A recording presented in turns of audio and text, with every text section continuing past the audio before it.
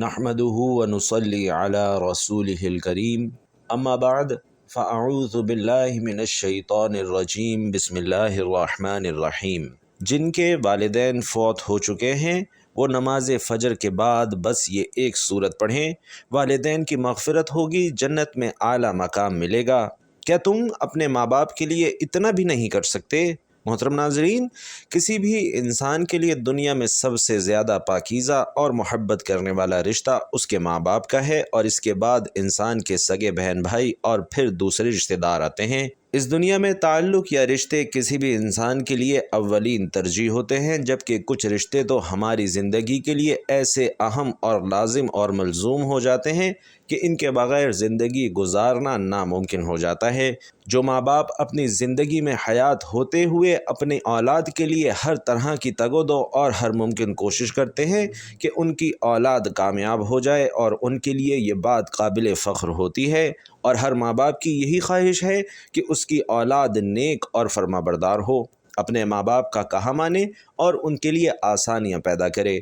جو اولاد نیک اور فرما بردار ہوتی ہے وہ اپنے والدین کے لیے بخشش کا سبب بنتی ہے، کیونکہ نیک اور فرما بردار اولاد والدین کی وفات کے بعد ان کے مختلف وظائف اور ذکر و اذکار کر کے ان کی روحوں کو بخشتی ہے، جس سے ان کے والدین کی اخروی زندگی آسان ہو جاتی ہے اور ان کے درجات بلند ہوتے ہیں۔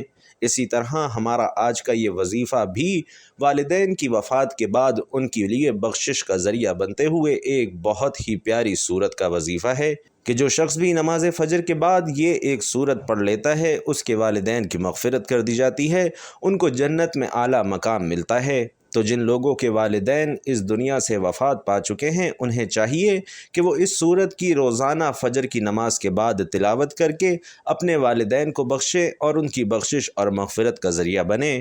جو ماں باپ اپنی اولاد کے لیے ہر طرح کے فرائض اور ہر طرح کے حقوق انجام دیتے ہیں، کیا اس اولاد پر ماں باپ کا اتنا بھی حق نہیں؟ اور کیا وہ لوگ اپنے ماں باپ کے لیے اتنا بھی نہیں کر سکتے؟ اگر آج وہ اپنے والدین کے لیے اس طرح کے ذکر و اذکار اور تلاوت قرآن کر کے ان کی ارواح کو نہیں بخشوا سکتے تو کل ان کی اولاد بھی ایسے لوگوں کے لیے کوئی ذکر و اذکار اور وظائف نہ کرتے ہوئے ان کو نہ بخشوا پائے گی۔ تو ناظرین، آج کا وظیفہ جو والدین کی مغفرت کے لیے ایک سورت کا وظیفہ ہے، آپ نے لازمی کرنا ہے تاکہ آپ کے والدین کی مغفرت ہو جائے، ان کے درجات بلند ہوں اور انہیں جنت میں اعلیٰ مقام مل سکے۔ اس سورت کی تلاوت کرنے والے کے نہ صرف والدین کی مغفرت ہوگی بلکہ اس کو بھی دنیا کی ہر قیمتی چیز ملے گی۔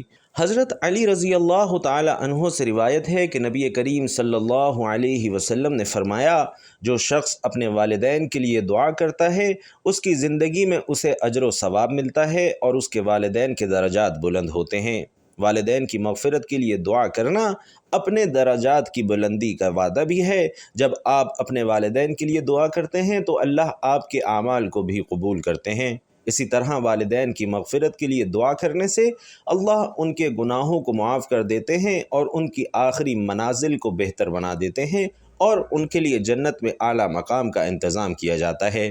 ناظرین، جنت ایک ایسی شاندار اور بے مثال جگہ ہے جو اللہ عز و جل نے خاص ایمان والوں کے لیے بنائی ہے، اور اس میں ایسی نعمتیں رکھ دی ہیں جو نہ کسی آنکھ نے دیکھی، نہ کسی کان نے سنی اور نہ ہی کسی دل میں اس کا خیال آیا۔ جنت کے بارے میں جو کچھ بیان کیا جاتا ہے وہ صرف سمجھانے کے لیے ہوتا ہے۔ دنیا کی اعلیٰ ترین چیز کا بھی جنت کی کسی نعمت سے کوئی مقابلہ نہیں، لیکن سوال یہ ہے کہ کیا انسان کی نہ ختم ہونے والی زندگی میں بھی ہمارے یہ اہم اور پاکیزہ رشتے ہمارے ساتھ ہوں گے یا نہیں ہوں گے؟ یعنی جنت میں یہ اکثر سوال ہمارے ذہنوں میں آتا ہے کہ اس دنیا میں ہمارا سب سے عظیم رشتہ ہماری ماں کا ہے، یعنی ہماری ماں کیا جنت میں بھی ہمارے ساتھ ہوگی؟ یہ احادیث کی روشنی میں اس سوال کا جواب تلاش کرتے ہیں۔ احادیث میں ہے کہ جب کوئی روح علیین پہنچتی ہے تو وہاں پر موجود روحین اس سے ملنے آتی ہیں اور دنیا میں اپنے رشتہ داروں کے بارے میں معلوم بھی کرتی ہیں۔ اسی طرح سے جب کوئی انسان مرنے کے بعد علیین میں پہنچتا ہے تو اس کے رشتہ دار اس سے ایسے ملتے ہیں جیسے کسی دور دراز سے آنے والے مسافر سے ملاقات کی جاتی ہے، اور دونوں آپس میں مل کر بہت خوش ہوتے ہیں۔ ارشاد باری تعالی ہے، اے میرے بندو، آج تم پر نہ کوئی خوف طاری ہوگا اور نہ تم غمگین ہوگے۔ میرے وہ بندے جو ہماری آیتوں پر ایمان لاتے ہیں اور فرما بردار رہے تھے، تم بھی اور تمہاری بیویاں بھی خوشی سے چمکتے چہروں کے ساتھ جنت میں داخل ہو جاؤ۔ ان کے آگے سونے کے پیالے اور گلاس گردش میں لائے جائیں گے، اور اس جنت میں ہر وہ چیز ہوگی جس کی دلوں کو خواہش ہوگی اور جس میں آنکھوں کو لذت حاصل ہوگی۔ ان سے کہا جائے گا کہ اس جنت میں تم ہمیشہ رہو گے۔ محترم ناظرین، ان آیات سے یہ بات ثابت ہوتی ہے کہ جنتی مردوں کی بیویاں بھی جنت میں ان کے ساتھ ہوں گی اور ایک ساتھ ہی وہ جنت میں رہیں گے۔ وہاں جنت میں انہیں ہر وہ چیز مہیا کی جائے گی جس کی وہ خواہش کریں گے۔ رسول اللہ صلی اللہ علیہ وسلم کا فرمان ہے کہ جس وقت کوئی مومن بندہ مرنے کے قریب ہوتا ہے تو رحمت کے فرشتے سفید ریشمی کپڑا لے کر آتے ہیں اور اس روح سے کہتے ہیں کہ نکل جا، تو اللہ سے رضامند ہے اور اللہ بھی تجھ سے راضی ہے، اللہ کی رحمت کی جانب اور اپنے پروردگار کی جانب جو کہ غضبناک نہیں ہے۔ پھر وہ روح اس طرح معطر حالت میں نکل جاتی ہے جس طرح سے عمدہ خوشبودار مشک، اور فرشتے ہاتھ پر اسے اٹھائے ہوئے آسمان کے دروازے پر لے جاتے ہیں، اور آسمان والے فرشتے کہتے ہیں کیا ہی عمدہ خوشبو ہے جو کہ زمین سے آئی ہے۔ پھر اس کو اہل ایمان کی ارواح کو بچھڑے ہوئوں سے ملاتے ہیں اور وہ ارواح خوش ہوتی ہیں، اور یہ خوشی اس خوشی سے بھی زیادہ ہوتی ہے جو کسی بچھڑے ہوئے کی آمد سے انسان کو میسر آتی ہے۔ پھر وہ پہلے سے موجود مومن اس نئے آنے والے سے دریافت کرتے ہیں کہ فلاں آدمی نے کیا کیا اور فلاں آدمی کا کیا ہوا، یعنی جس شخص کو دنیا میں چھوڑ گئے تھے اب وہ کس طرح کے کاموں میں مشغول ہے۔ پھر انہی میں سے چند ارواح آپس میں ایک دوسرے سے کہتی ہیں کہ ابھی ٹھہرو اور اسے چھوڑ دو کیونکہ یہ دنیا کے غم میں مبتلا تھا۔ یہ روح پوچھتی ہے کہ کیا وہ شخص ابھی تم لوگوں کے پاس نہیں پہنچا؟ وہ تو کب کا مر چکا ہے۔ اس پر وہ روحیں کہتی ہیں کہ پھر تو وہ جہنم میں گیا ہوگا۔ محترم ناظرین، پیارے نبی حضرت محمد مصطفیٰ صلی اللہ علیہ وسلم نے فرمایا کہ تمہارے اعمال تمہارے ان رشتہ داروں اور خاندان والوں کے سامنے جو آخرت یعنی عالم برزخ میں ہیں پیش کیے جاتے ہیں۔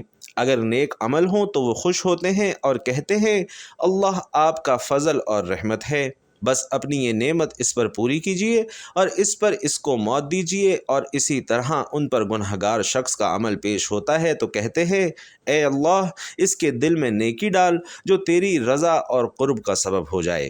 بھائیوں اور بہنوں، مختلف روایات سے معلوم ہوتا ہے کہ جنت میں مختلف رشتہ دار ایک دوسرے کو پہچانتے ہوں گے اور ایک دوسرے سے ملتے جلتے بھی رہیں گے، اور ان میں سے بعض کو ایک ساتھ بھی رکھا جائے گا۔ قرآن مجید میں اللہ سبحانہ و تعالیٰ کا فرمان ہے اور جو لوگ ایمان لائے اور ان کی اولاد نے بھی ایمان میں ان کی پیروی کی تو ان کی اولاد کو ہم انہی کے ساتھ شامل کر دیں گے اور ان کے عمل میں کسی چیز کی کمی نہیں کریں گے۔ حضرت ابن عباس رضی اللہ تعالی عنہ سے مروی ہے کہ بے شک اللہ مومن کی آنکھوں کو ٹھنڈا کرنے کے لیے اس کی اولاد کو ان کے اصل مقام بلند کر کے اس کے پاس اس کے درجے میں پہنچا دیں گے، اگرچہ یہ اولاد اپنے اعمال کے اعتبار سے اس درجے تک نہ پہنچتی ہو۔ پھر آپ صلی اللہ علیہ وسلم نے یہ آیت تلاوت فرمائی، اور جو لوگ ایمان لائے ہیں اور ان کی اولاد نے بھی ایمان میں ان کی پیروی کی۔ اس سے معلوم ہوتا ہے کہ انسانوں کی اولاد کو اس کے مطابق ان کے ساتھ ہی رکھا جائے گا۔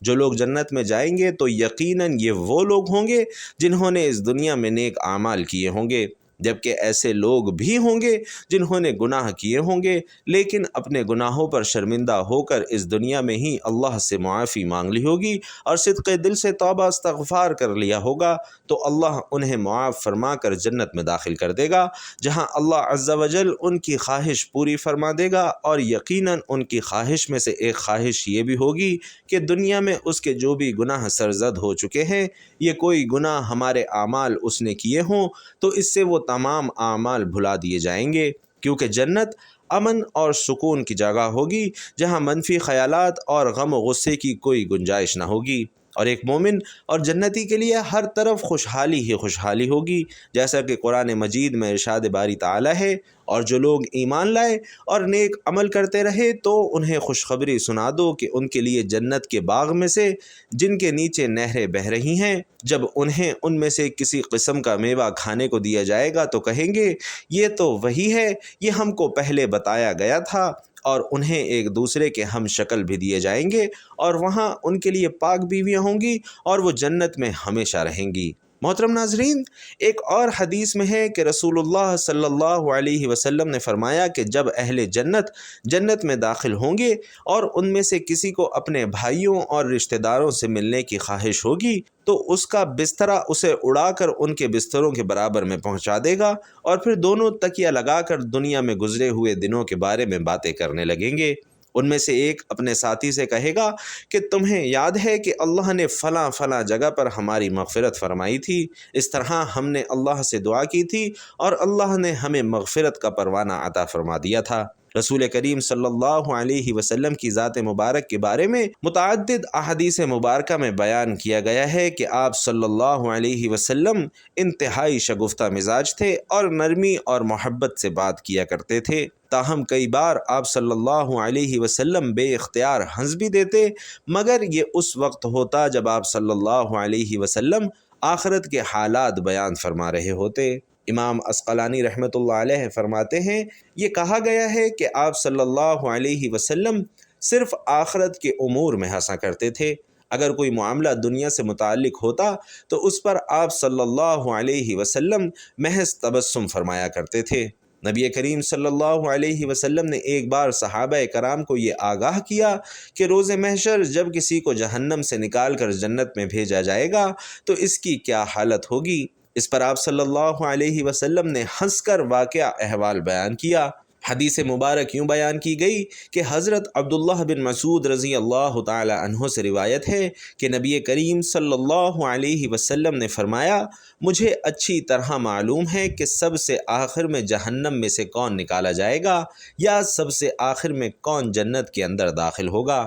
یا آدمی اپنے جسم کو گھسیٹتا ہوا جہنم سے باہر نکلے گا، چنانچہ اللہ اس سے فرمائے گا جا جنت میں داخل ہو جا، تو وہ جنت میں داخل ہوگا تو اسے گمان گزرے گا کہ شاید یہ بھری ہوئی ہے، چنانچہ وہ واپس لوٹ کر عرض گزار ہوگا کہ اے رب وہ تو بھری ہوئی ہے، بس اللہ اس سے فرمائے گا جا جنت میں چلا جا، لہٰذا وہ جنت میں دوبارہ داخل ہوگا اور جنت میں جا کر اسے پھر گمان گزرے گا کہ شاید یہ بھری ہوئی ہے، بس وہ واپس لوٹ کر پھر عرض کرے گا کہ یا باری تعالیٰ میں نے تو جنت بھری ہوئی پائی ہے۔ اللہ پھر فرمائے گا جا جنت میں داخل ہو جا، کیونکہ تیرے لیے جنت میں دنیا کے برابر بلکہ اس سے 10 گنا زیادہ حصہ ہے، یا فرمایا تیرے لیے 10 دنیاوی کے برابر حصہ ہے۔ وہ عرض کرے گا کہ اے اللہ، کیا مجھ سے مزاح کرتا ہے یا مجھ پر ہنستا ہے، حالانکہ تو تو مالک حقیقی ہے۔ حضرت عبداللہ بن مسعود بیان کرتے ہیں کہ میں نے دیکھا کہ اس پر حضور نبی کریم صلی اللہ علیہ وسلم ہنس پڑے، یہاں تک کہ آپ صلی اللہ علیہ وسلم کے دندان مبارک نظر آنے لگے۔ آپ صلی اللہ علیہ وسلم فرماتے تھے کہ یہ اہل جنت کے سب سے کم درجے والے شخص کا حال ہے۔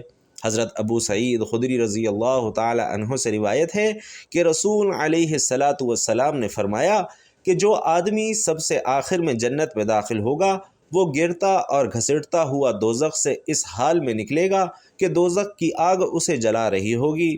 پھر جب وہ جنت سے نکل کر جائے گا تو پھر دوزخ کی طرف پلٹ کر دیکھے گا اور دوزخ سے مخاطب ہو کر کہے گا کہ بڑی بابرکت ہے وہ ذات جس نے مجھے تجھ سے نجات دی، اور اللہ نے مجھے وہ نعمت عطا فرمائی کہ اولین و آخرین میں سے کسی کو بھی وہ نعمت عطا نہیں فرمائی۔ پھر اس کے لیے ایک درخت بلند کیا جائے گا، وہ آدمی کہے گا کہ اے میرے پروردگار، مجھے اس درخت کے قریب کر دیجئے تاکہ میں اس کے سائے کو حاصل کر سکوں اور اس کے پھلوں سے پانی پی سکوں۔ اللہ فرمائیں گے اے ابن آدم، اگر میں تجھے یہ دے دوں تو پھر اس کے علاوہ اور کچھ تو نہیں مانگے گا؟ وہ کہے گا نہیں میرے پروردگار۔ اللہ تعالیٰ اس سے اس کے علاوہ اور نہ مانگنے کا معاہدہ فرمائیں گے۔ اللہ اس کا عذر قبول فرمائیں گے، کیونکہ وہ جنت کی ایسی ایسی نعمتیں دیکھ چکا ہوگا کہ جس پر اس سے صبر نہ ہوگا۔ اللہ اسے اس درخت کے قریب کر دیں گے، وہ اس کے سائے میں آرام کرے گا اور اس کے پھلوں کے پانی سے پیاس بجھائے گا۔ پھر اس کے لیے ایک اور درخت ظاہر کیا جائے گا جو پہلے درخت سے کئی زیادہ خوبصورت ہوگا۔ وہ آدمی عرض کرے گا کہ اے میرے پروردگار، مجھے اس درخت کے قریب فرما دیجئے تاکہ میں اس کا سایہ حاصل کروں اور اس کا پانی پیوں، اس کے بعد میں آپ سے اور کوئی سوال نہیں کروں گا۔ اللہ فرمائے گا کہ اے ابن آدم، کیا تو نے مجھ سے وعدہ نہیں کیا تھا کہ تو مجھ سے اور کوئی سوال نہیں کرے گا؟ اور اب اگر تجھے اس درخت کے قریب پہنچا دیا تو پھر تو اور سوال کرے گا۔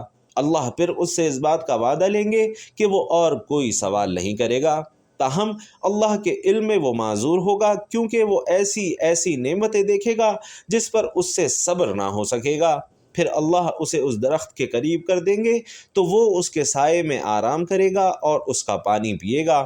پھر اسے جنت کے دروازے پر ایک درخت دکھایا جائے گا جو پہلے درختوں سے بھی کئی زیادہ خوبصورت ہوگا۔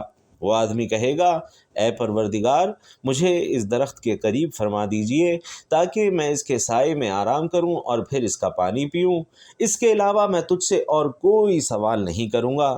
پھر اللہ اس آدمی سے فرمائیں گے کہ اے ابن آدم، تو نے تو مجھ سے یہ وعدہ کیا تھا کہ اس کے بعد اور کوئی سوال نہیں کرے گا۔ وہ آدمی عرض کرے گا، میرے پروردگار، اب میں اس کے بعد اور کوئی سوال نہیں کروں گا۔ اللہ اسے معذور سمجھیں گے، کیونکہ وہ جنت کی ایسی نعمتیں دیکھے گا کہ جس پر وہ مزید صبر نہ کر سکے گا۔ پھر اللہ اسے اس درخت کے قریب کر دیں گے۔ جب وہ اس درخت کے قریب پہنچے گا تو جنت والوں کی آوازیں سنے گا، تو وہ پھر عرض کرے گا کہ اے میرے پروردگار، مجھے اس میں داخل کر دے۔ تو اللہ اس سے فرمائیں گے کہ اے ابن آدم، تیرے سوال کی کون سی چیز روک سکتی ہے؟ کیا تو اس پر راضی ہے کہ تجھے دنیا اور دنیا کے برابر دے دیا جائے؟ وہ کہے گا، یا رب العالمین، تو مجھ سے مذاق کرتا ہے؟ یہ حدیث بیان کر کے حضرت عبداللہ رضی اللہ تعالی عنہ ہنس پڑے اور لوگوں سے فرمایا کہ تم مجھ سے کیوں نہیں پوچھتے کہ میں کیوں ہنسا؟ لوگوں نے پوچھا کہ آپ کس وجہ سے ہنسے؟ تو فرمایا کہ رسول اللہ صلی اللہ علیہ وسلم بھی اسی طرح ہنسے تھے۔ پھر فرمایا، اللہ رب العالمین کے ہنسنے کی وجہ سے جب وہ آدمی کہے گا کہ آپ رب العالمین ہونے کے باوجود مجھ سے مذاق فرما رہے ہیں، تو اللہ فرمائیں گے، میں تجھ سے مذاق نہیں کرتا، مگر میں جو چاہوں کرنے پر قادر ہوں۔ اللہ عز و جل سے دعا ہے کہ اللہ ہمیں بھی اس دنیا کی آزمائش میں کامیاب و کامران فرما کر خوبصورت جنت میں داخل فرمائے اور ہمارا خاتمہ بالخیر فرمائے، آمین یا رب العالمین۔ ناظرین کرام، والدین کی مغفرت کے لیے دعائیں، ماں باپ سے بے پرواہی برتنا خدا کی ناشکری ہے۔ حدیث نبوی صلی اللہ علیہ وسلم، مرنے کے بعد مردے کو 3 چیزیں فائدہ پہنچاتی ہیں: صدقہ جاریہ، پھیلایا ہوا علم اور صالح اولاد کی دعائیں۔ حضرت جاحم رضی اللہ تعالی عنہ اللہ کے محبوب صلی اللہ علیہ وسلم کی خدمت میں حاضر ہوئے اور عرض کی کہ یا رسول اللہ، میرا ارادہ ہے کہ میں آپ صلی اللہ علیہ وسلم کے ہمراہ جہاد میں شرکت کروں، اور اسی لیے آیا ہوں کہ آپ صلی اللہ علیہ وسلم سے اس معاملے میں مشورہ لوں، فرمائیے میرے لیے کیا حکم ہے؟ حضرت محمد مصطفیٰ صلی اللہ علیہ وسلم نے ان سے دریافت کیا کہ تمہاری والدہ زندہ ہیں؟